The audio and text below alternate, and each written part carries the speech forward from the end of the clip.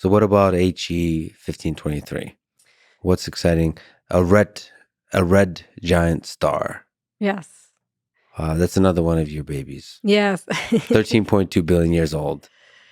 So that one isn't quite as iron deficient as the other one. So probably not a second generation star, but easily second, third, third, fourth, fifth or so. We can't really pin it down, but it's also not super important for us.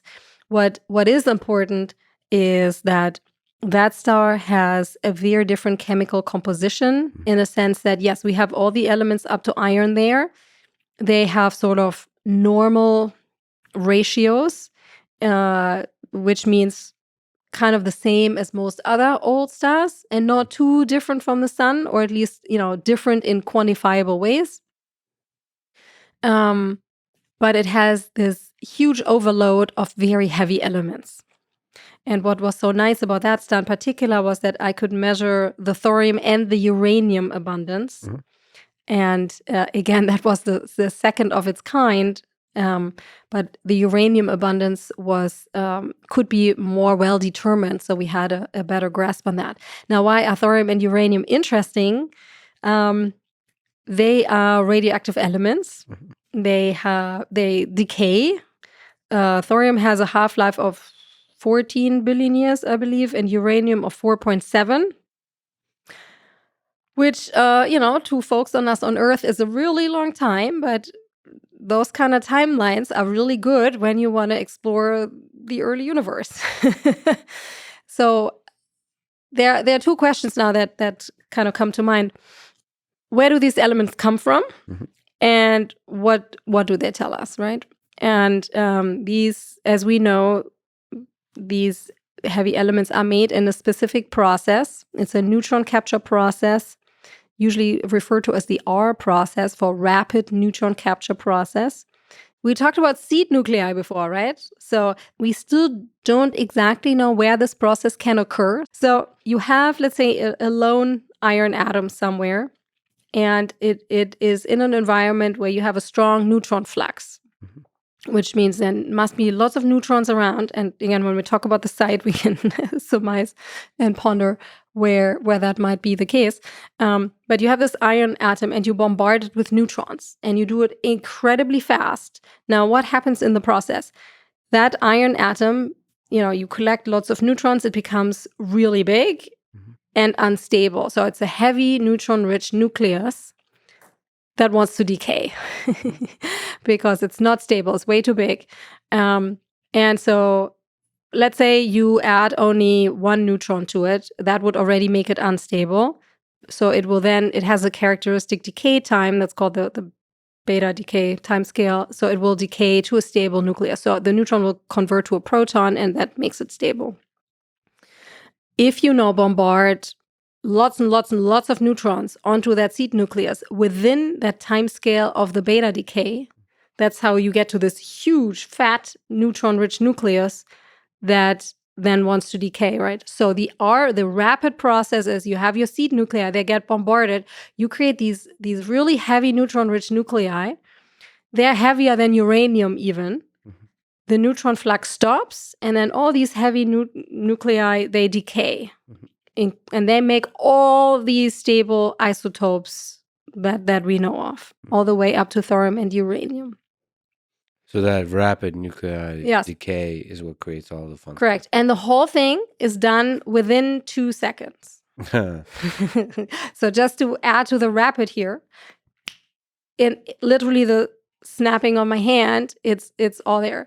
In my talks, I have this nice simulation that illustrates this creation of these heavy nuclei, and I always say this is the only simulation you will ever see that's slower than real time.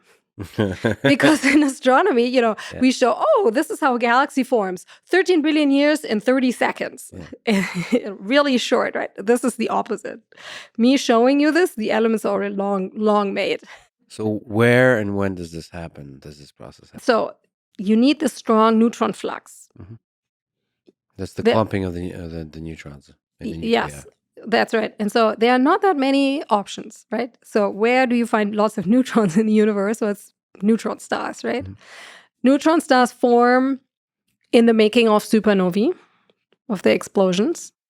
Okay, so maybe some of this heavy material gets sort of made in the making of the supernova explosion and then gets expelled. Or you have neutron stars. So if the neutron star survive, usually that's the leftover of a supernova. If you have two from a binary pair, so stars usually actually show up in pairs.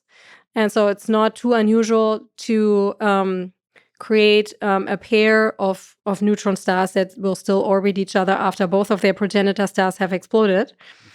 And those two neutron stars will orbit each other diligently. But as we know now, thanks to LIGO, the Gravitational Wave Observatory, we know already that before, but now it's been measured by LIGO, is that these two neutron stars, they will orbit each other for like forever, but in the process, they will lose energy. So that orbit is what we call it, the orbit decays, and eventually the two neutron stars will merge, and that results in an explosive event that has roughly the energy of a supernova. But the process is completely different. And the cool thing is when these two neutron stars collide, they produce a gravitational wave signature because neutron stars are super dense objects. They are like giant atomic nucleuses. So there's a lot of interesting physics happening already. And so if you basically form a super neutron star by smashing two into each other, more interesting physics happens, and that means that there's this ripple sent out, into the space, the space-time continuum. Basically, what do people say? The ripples of space-time. It's like It's like you drop a rock into water, right? Yeah. You see the waves coming. So that's exactly what happens when two neutron stars merge, and this is neutrons galore, right? It's really violent to smash two neutron stars, so that are so dense already into each other. And they in 2017, one of these events occurred, and the LIGO and Virgo gravitational wave observatories, they detected that. And then the astronomers pointed their telescopes in that direction, and they indeed observed what we call the electromagnetic counterpart. So there was something seen in the sky that faded over the course of 2 weeks. And that light curve, that light, was exactly what you get when you create all these heavy neutron-rich nuclei in the R process, and then the neutron flux stops, and then it takes about 2 or 3 weeks for most of these nuclei to decay to stability. Mm-hmm. So the astronomers saw in this electromagnetic counterpart the nucleosynthesis of heavy elements occurring. And that's amazing. Awesome. So so awesome. That's electromagnetic counterpart to the gravitational waves that were detected with yes. Two neutron stars yes. colliding aggressively, violently to create a super neutron star. And that's where you get all the neutrons, the neutron flux somehow. And then the whole shebang that happens in 2 seconds and creates a bunch of... So that confirmed that one of the sites, for sure, is... for the R process to occur is neutron star mergers. Interestingly enough, I have to mention this here, a year prior in 2016, my former grad student, Alex G, and we discovered a small dwarf galaxy that is currently orbiting the Milky Way. It's called Reticulum 2, that was full of ancient iron-deficient stars that also had a strong signature of these heavy elements, exactly like HE 1523. We weren't looking for that. I actually wanted to prove that they had really low levels of heavy elements because that's what we had seen in all the other dwarf galaxies. And I was dead set on showing that is yet the case again, and that is a typical signature of early star formation. We already talked about low strontium and barium abundances and the oldest stars, right? This is what we had seen anecdotally in the ancient dwarf galaxies that are surrounding us. So that's an ancient dwarf galaxy. That dwarf galaxy has a bunch of ancient stars in it. Yes. And so now we find Reticulum 2, and it has the stars show the signature of the rapid neutron capture process, the R process. And we are like, Okay.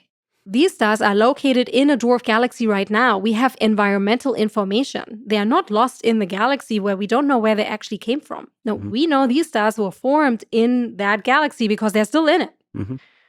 And that we already deduced from that it must have been a neutron star merger that went off in Reticulum 2 at early times that polluted the gas from which all our little stars formed.